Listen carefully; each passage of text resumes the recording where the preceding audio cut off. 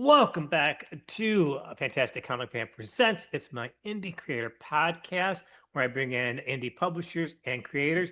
Today, I have probably the youngest writer that I have had on the show so far. His name is Ray MacKay. He's in college right now. Ray, tell the fans a little bit about yourself. Hi everyone, I'm Ray MacKay. I'm a writer, college student, hockey player, and a huge overall fan of all things comics. I'm 22, and when I'm not buried in schoolwork or studying or writing comics, I'm reading comics or watching old movies or playing sports or hanging out with my friends. I've been fortunate enough to write for companies like Big Bang Comics, On a Riot Comics, Standard Comics, Argo Comics, Erie Magazine, and a few others. I've loved reading comics ever since I was a kid, and I still can't believe how lucky I am that I get to write them. Did you always want to write comic books? It's funny, for a while I thought I would write and draw them. I've always loved drawing. I have like hundreds of filled up sketchbooks. And when I was 8 years old, I started drawing my own superhero comics about Carrot Man and Spider Boy and characters like that. And as I got older, I realized you could make a living at making comics. So I started making comics about my own superheroes. I did an 8-page comic about the Black Bat, who was a totally original character, completely not ripped off from Batman at all. And I also did a sort of Archie style humor book that I called Comic Relief that was loosely based on my high school experiences. But eventually, as I got more serious about breaking into comics, I transitioned to just writing because my art just wasn't really up to standard. I love my art style. I still love drawing. I still love doing like little sketches of characters and then sending them on to the artists that draw the comics I write. But it's just not up to professional level. So I just write now. So, what creators, comic books, or eras most influenced you as a writer? That's such a good question. And probably too many to count, but I'm definitely influenced by a lot of Silver and Bronze Age comics, like the ones that I grew up reading. I grew up reading the Stan Lee and Jack Kirby Captain America, as well as the 3 issues that Jim Steranko did. And those have been hugely influential on me. They really blew my mind as a kid, and I've read them hundreds of times. I just reread the 3 issues Steranko did earlier this week, and they still hold up. They're still amazing. It's amazing what he was able to do. I've done a lot of research into Steranko and his process and how he like borrowed techniques from film, and that's definitely been influential on me. But I would also have to say Frank Miller's Batman, both The Dark Knight Returns and Batman Year One. I love them both, but Batman Year One just a little bit more. Miller's definitely been really influential on me. Robert Kirkman, I'm a big fan of his. I love Invincible. I love The Walking Dead, but it's actually his writing process that I think has been the biggest influence on me. He did that Walking Dead special, Negan Lives. He had a writer's note in the back of it where he talked a bit about his creative process and how he breaks down stories by writing them out in a notebook page by page. Like he'll just say, page one, this happens, page two, this happens, page three, this happens. That really impressed me, so I try to do that whenever possible, and I find that process really helps me for planning out comics, especially when I have a limited page count. So he's definitely been influential on me both with his process and the fact that I love Invincible. Also, definitely Alan Moore. I read Saga of the Swamp Thing at about 12 or 13, and I'd never read anything like it before. And it really turned me on to Alan Moore as a creator. And then I read Watchmen from there, and then 1963, and then Supreme. And I just got From Hell from my parents for Christmas, What a which nice is, Christmas present. but also I'd have to say a big influence on me is probably Gary Carlson, one of the main writers behind Big Bang Comics and one of the main driving creative forces behind it today. I grew up reading Big Bang comics, not in the 90s, but fr the comics from the 90s. And they really influenced my love of more classic, less dark and depressing storytelling. And now, Classic silver and golden age storytelling. exactly, the homage to that era is really what Big Bang was doing in the 90s. And I read those comics and they really struck a chord with me. I really fell in love with them. And now that I work for Big Bang and Gary Carlson and I have written a few stories together, he's definitely been an influence on me because he helped teach me how to write comics, like his sensibilities for how to write comics. I learned a lot from that when I was first, one of my first scripts, I handed it in to him and he said, it's a bit, there's a little bit this wrong, a little bit that wrong. Here, take a look at something I did. And so I learned from his scripts how to write comics. He's probably been the biggest influence on my writing, and it's really helped. So when did you decide you wanted to be a comic book writer, and how old were you when your first story was published? It's actually, I'm pretty proud of this. There's probably 3 months between when I decided I really want to do this and when I got my first yes. So when I graduated high school, this was amazing of my parents. They got me tickets to San Diego Comic-Con, and I went the summer after my first year of college. And in college, I'd gotten just so busy with life and I got really into movies and everything. And I'd spent a little less time sort of reading comics. I was a little less into comics, but at San Diego Comic-Con, of course, I had to go. And I went to the DC Comics panel. So 2022. And I think it's Tom Taylor, Joshua Williamson. Oh gosh, I Correction, it couldn't was tell you the rest. Dark Crisis. So you were what, 19 when you got your first story published? How'd that make you feel? It was amazing. When I was at that panel, I see Tom Taylor and Joshua Williamson. They're joking back and forth and they're talking just about how much fun they have writing comics.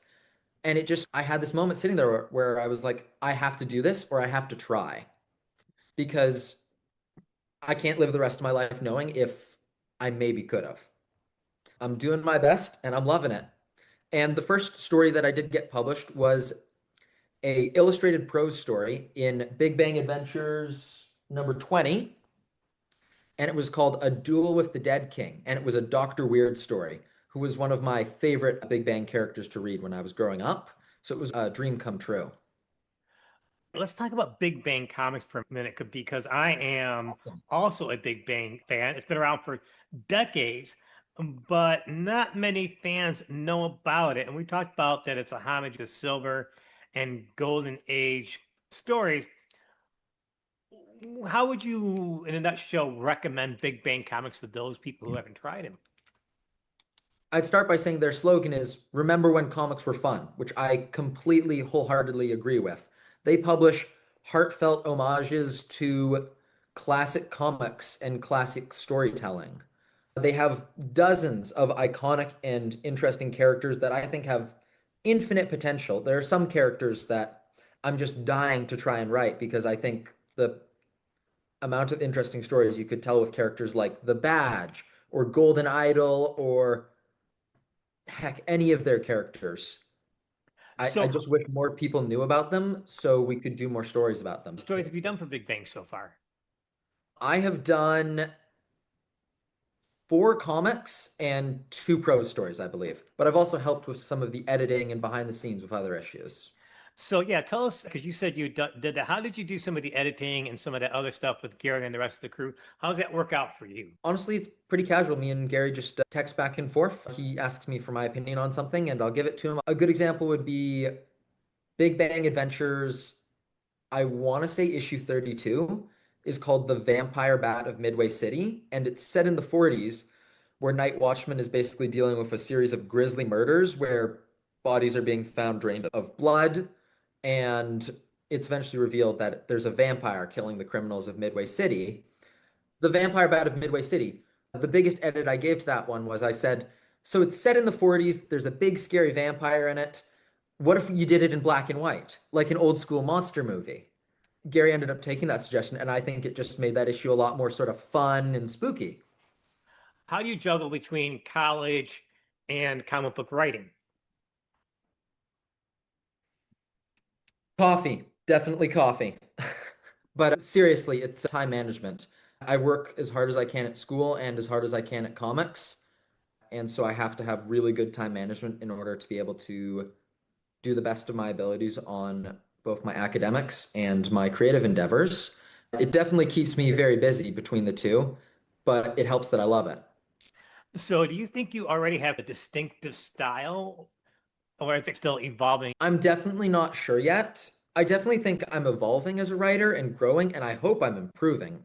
I hope a story that I wrote maybe 3 or 4 years ago, one that I wrote today would be a bit better, a bit more interesting. I could really just get into the action a bit better. I was actually revising a story I wrote about a script I wrote about 2 years ago because it's finally going to be drawn. And I was going through it and I just realized I could cut this panel because it's not necessary. I could make this line of dialogue a bit more interesting. I could remove one sort of panel that didn't need to be there so we could have a bit more of the fight between the superheroine and the sea monster. I'd be really interested to know what people who read my work think of my style, if I have a distinctive style. Like maybe the people who've only read the short horror stories I've done for Eerie Magazine think I have a very grisly or terrifying style to my writing, but people who've read only my Big Bang stuff might think I just have a very sort of classical style. Do you realize how lucky you are? Yes, absolutely. I'm grateful for the opportunities I've been given. How would you suggest somebody who wants to be a writer, because there's a lot of people your age, to be a writer? The biggest piece of advice I'd probably give is don't give up because you're going to get rejected and you're not going to get responses. And follow up. Always follow up. Don't give up and follow up and just write as much as you can. The famous comic writer giving advice to new comic writers said, try and write like a 5-page script every week. And by the end of a year, you'll have 52 sample scripts for people. And I just thought that was terrific advice. But also, one piece of advice I'd give is you'll have to do jobs for exposure or for free at first. You're not immediately going to get signed on a contract. Take the gigs you get, even if you don't necessarily love what you're doing. It could be a stepping stone to something bigger or that you're more passionate about. Where do you see yourself in a couple of years? Oh man, in an ideal world, I'd love to be like writing comics full time, but I'm prepared to be realistic. So, what will your college degree?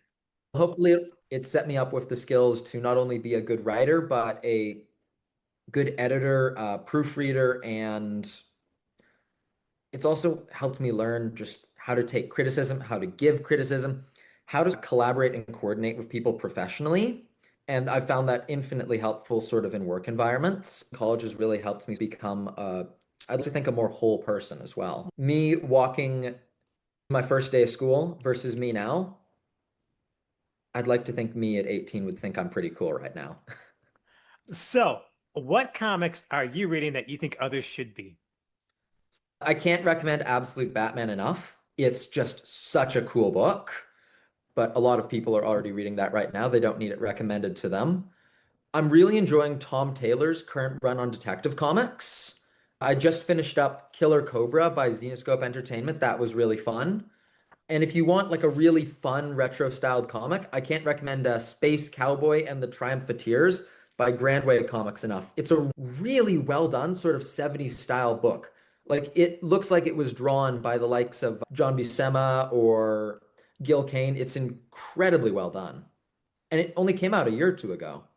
Before we wrap this up, you get the last words. I'd love to end it by recommending the latest issue of Big Bang Adventures that I wrote, When Old Gods Rise, starring Venus. I consider it probably my best work to date.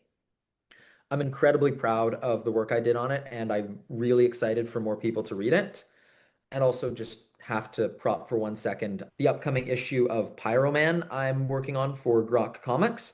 But really, I just want to thank you for having me on the show for this opportunity and everybody for listening and keep reading comics. Ray MacKay, upcoming comic book writer, thanks so much for joining me for the podcast. It's been very fun. Thank you. Thank you.